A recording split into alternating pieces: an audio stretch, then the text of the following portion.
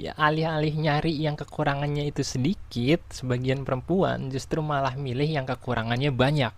Dan mereka tahan atau bahkan rela untuk effort dan berkorban untuk laki-laki bad boys kayak gitu. Sedangkan untuk pria yang notabene baik-baik atau pria yang gak aneh-aneh, justru pria itu yang dituntut untuk terus-menerus memberikan effort. Kan ya mind blowing ya.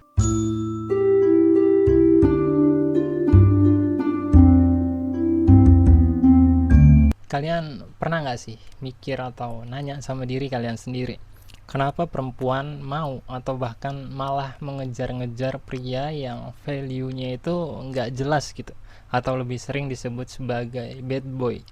Kenapa gitu? Kenapa ngejar yang negatif saat pada faktanya ada sebagian pria yang positif di luar sana, yang lebih enak diajak ngobrol atau diajak berdialog, hidupnya itu nggak aneh-aneh, nggak ngomong kasar, nggak main tangan, nggak pernah ngebentak atau meninggikan suaranya ke lawan bicaranya dan lain sebagainya. Ya, meskipun sebenarnya saya paham kalau nggak semua laki-laki yang kelihatan baik itu pada kenyataannya memang baik. Banyak juga laki-laki yang kelihatannya sifatnya itu positif, tapi dalamnya itu brengsek banget gitu ya banyak. Tapi ya itu bisa dibilang dua konteks masalah yang berbeda. Jadi nggak bisa digunakan sebagai pembelaan bagi perempuan untuk bilang kalau laki-laki yang kelihatan baik juga banyak yang nggak baik. Karena faktanya ada sebagian pria di luar sana yang memang bener-bener positif gitu. Bener-bener mau berproses jadi lebih baik. Bener-bener pengen membahagiakan perempuannya. Sabar, pengertian, gak emosional. Meskipun ya yang namanya laki-laki juga bukan malaikat gitu. Jadi pasti ada sebagian kekurangannya. Wajarlah manusia, bukan nabi boy anjing. Tapi alih-alih nyari yang kekurangannya itu sedikit, sebagian perempuan justru malah milih yang kekurangannya banyak. Dan mereka tahan atau bahkan rela untuk effort dan berkorban untuk laki-laki bad boys kayak gitu. Sedangkan untuk pria yang notabene baik-baik atau pria yang gak aneh-aneh, justru pria itu yang dituntut untuk terus-menerus memberikan effort. Kan ya mind blowing ya. Makanya sekarang kita bakal bahas kenapa perempuan cenderung suka sama laki-laki yang value-nya itu nggak jelas atau mengejar seorang bad boys dibanding memilih seorang pria yang lebih positif.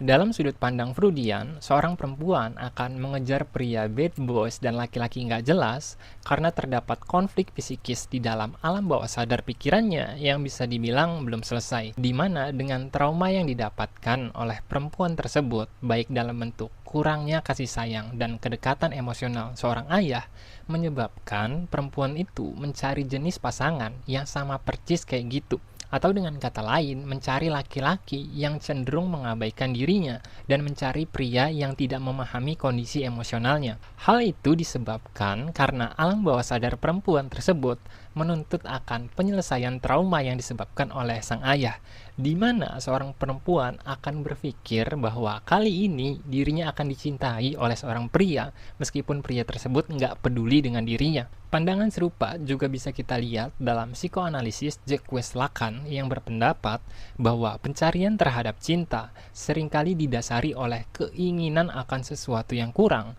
bukan tentang apa yang sebenarnya dibutuhkan. Dalam sudut pandang tersebut, bad boys yang memiliki karakter problematik dan aktif menentang tatanan dipandang sebagai pengisi celah yang selama ini tidak pernah utuh dalam diri perempuan. Fenomena itu melahirkan pengejaran atau rasa penasaran dari perempuan yang ingin mendapatkan kontrol atas kekacauan karakter tersebut, yang konyolnya malah kebanyakan nyakitin perempuan itu sendiri.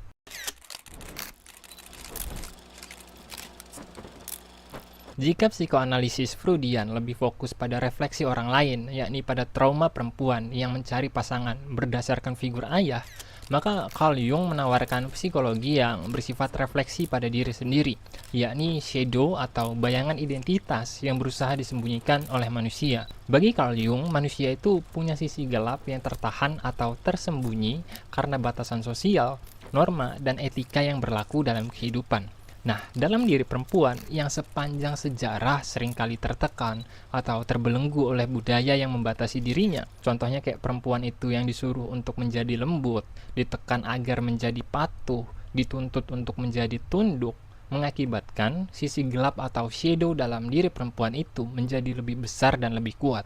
Kemudian, sosok bad boys yang dikenal sebagai pemberontak, penuh kebebasan, gak peduli aturan, berani dan sangat aktif itu mampu mewakilkan sisi gelap atau luka yang selama ini terbelenggu dalam diri perempuan.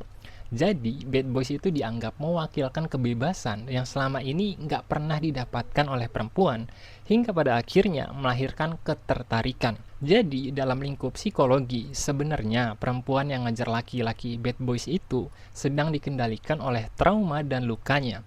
Dan meskipun kelihatan nggak masuk akal atau bahkan sebagian orang menyebutnya bodoh, tapi itu adalah pertanda yang bisa dibilang cukup ironis gitu. Dimana perempuan yang terlalu lama ditekan dan terbelenggu justru sangat amat memungkinkan kehilangan kontrol atas dirinya sendiri, hingga kesadarannya dikontrol oleh emosi dan pencarian rasa nyaman yang sangat disayangkan ya. Dalam upaya penyembuhan luka tersebut atau penyembuhan trauma tersebut, perempuan justru seringkali dipertemukan dengan luka dan trauma lain. Contohnya ya kalau ketemu bad boys itu yang berulang kali menyakiti dan mengabaikan dirinya. Tapi perempuan itu ya nggak tahu mau kemana dan harus apa gitu dengan beragam jenis luka dan trauma yang dimilikinya. Jadi, edukasi yang bertujuan terhadap pengenalan diri pada kesadaran perempuan itu ya sangat amat penting. Dan sangat disayangkan, hal itu masih jarang kita temukan sekarang.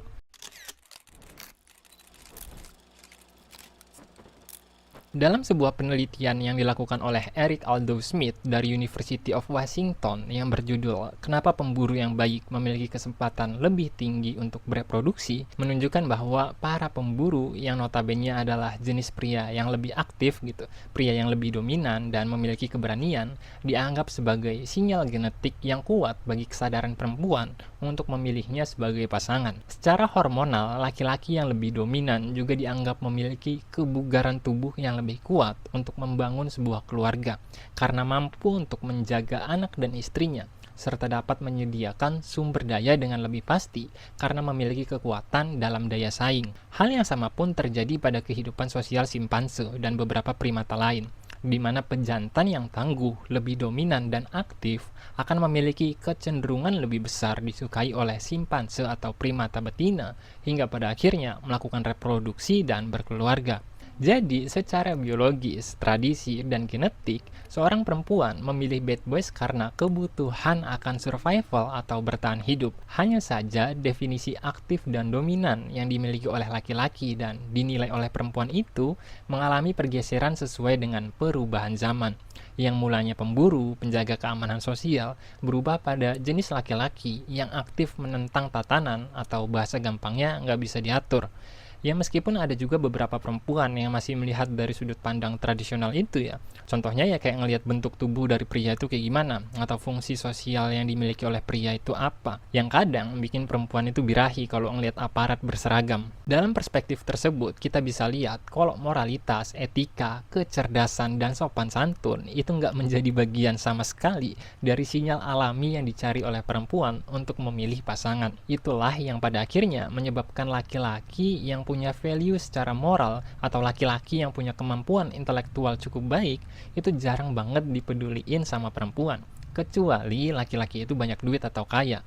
Maka yang dilihat oleh perempuan adalah sumber daya kekayaan itu sebagai sarana penyokong kehidupan berkeluarga. Jadi bisa dibilang perempuan yang milih bad boys dan milih laki-laki yang banyak uang itu memang realistis banget kalau memang kita menggunakan kacamata atau paradigma biologis, di mana manusia membutuhkan kepastian dan kemungkinan lebih tinggi untuk bertahan hidup. Dan fenomena yang sama pun terjadi pada pria yang menilai perempuan dari bentuk tubuhnya, dari seberapa menonjol payudaranya, dan bagian tubuh lainnya. Karena hal itu memberi sinyal hormonal pada laki-laki bahwa perempuan tersebut memiliki tingkat kesuburan yang lebih tinggi dan sangat layak menjadi pasangan untuk bereproduksi maupun calon ibu yang secara biologis itu ideal. Tapi ya, dari dua fenomena barusan ini, meskipun dapat dinilai realistis dalam kepentingan untuk bertahan hidup dan melanjutkan spesies, hal itu justru membuka tirai besar yang mencerminkan keberadaan manusia itu sendiri. di mana dalam tahap kesadaran kita itu sebenarnya nggak jauh berbeda dengan para pendahulu kita yang berburu menggunakan tombak dan anak panah. Jadi, dengan semua kemajuan peradaban yang kita miliki, dengan smartphone canggih yang kita punya, dengan gedung-gedung pencakar langit yang ada di sekitar kita, justru cara kita memilih pasangan masih mirip kayak manusia goa. Yang lebih parahnya lagi, kita bahkan memiliki kesamaan dengan simpanse yang memilih pasangan dari bentuk tubuhnya atau dari seberapa aktif pejantan dapat dominan dalam kehidupan sosial. Jadi, pertanyaannya, apa yang benar-benar menjadikan kita sebagai manusia? Apa yang benar-benar membedakan kita dengan manusia di ratusan tahun atau bahkan ribuan tahun lalu? Dan apa yang membedakan kita dengan para hewan? Ya, kurang lebih itulah beberapa perspektif yang dapat menjelaskan alasan dari fenomena kenapa perempuan mengejar bad boys. Video ini saya buat bukan untuk merendahkan salah satu gender ya, atau meninggikan gender lain. Kita hanya membahas resiko dari kurangnya kesadaran dari diri manusia yang dapat mengantarkan kita pada keadaan yang lebih memprihatinkan. Seperti perempuan yang berusaha menyembuhkan lukanya melalui laki-laki, tapi laki-laki tersebut justru hanya memberi luka dan trauma baru. Simeon de Beauvoir pernah bilang kalau kebanyakan perempuan itu nggak dilahirkan, tapi dibentuk oleh kondisi sosial, norma budaya, tradisi yang sejak lahir mengikat keberadaan mereka. Jadi, untuk siapapun perempuan yang mungkin menonton video ini, semoga dengan pembahasan barusan kita ini, kalian bisa membentuk jalan kalian sendiri dan berdamai dengan beragam jenis luka maupun trauma yang kalian alami tanpa sebuah pelarian atau ketersesatan yang mengantarkan kalian pada luka lain. Dan untuk para laki-laki yang masih menilai perempuan berdasarkan bentuk tubuhnya tanpa berusaha memahami keutuhan jiwa dan estetika luka wanita, ya seharusnya kalian itu mikir gitu. Karena romantisme dalam bentuk tubuh itu bakal termakan usia, bakal keriput dan menua gitu. Tapi pasangan yang sama-sama berusaha memperbaiki luka, sama-sama saling berusaha jadi manusia yang lebih baik, bisa bikin kalian bersyukur atas kehidupan yang kalian miliki. Sekian kausalisme, jangan lupa bagikan video ini kalau memang kalian ngerasa ada teman kalian yang butuh dengar pembahasan kita barusan. Sampai jumpa.